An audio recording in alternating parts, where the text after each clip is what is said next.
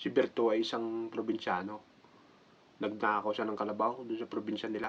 Tsaka niya ibinenta. Yung napagbentahan, niluwas siya ng Maynila para makapagbagong buhay siya. Tsaka makapagtago sa mga alagad ng batas. Kaya lang, ang problema niya, hindi niya kabisado yung Maynila. Pagdating niya dito ngayon sa Maynila, hinold up siya.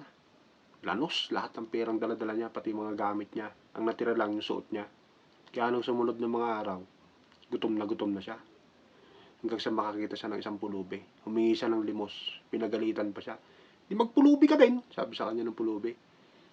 Eh, saan po ba rito kanya malalaki ang magbigayan? Sabi niya. Doon sa sabungan, punta ka doon. Kaya ang ginawa ni Berto, pinagpupunit niya yung mga damit niya, inulingan niya yung mukha niya, hanggang sa mapadpad na siya ron sa sabungan. Kaya lang yung mga tao sa sabungan, busy nung dumating siya. Kasi may kasalukuyang nagsasabong. Nung natapos yung sabong, nagsimula na maglabasan yung mga tao, kaya nagsimula na rin siya manghingi ng limos. Palimos po, sabi niya.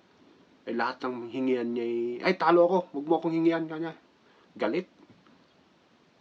Masisiro yata ako dito sabi ni Berto. Yung huling tao na pagtanungan niya ngayon. Boss, saan ba dito yung labasan ng mga nanalo kanya? Kasi puro talo yung mga lumalabas dito.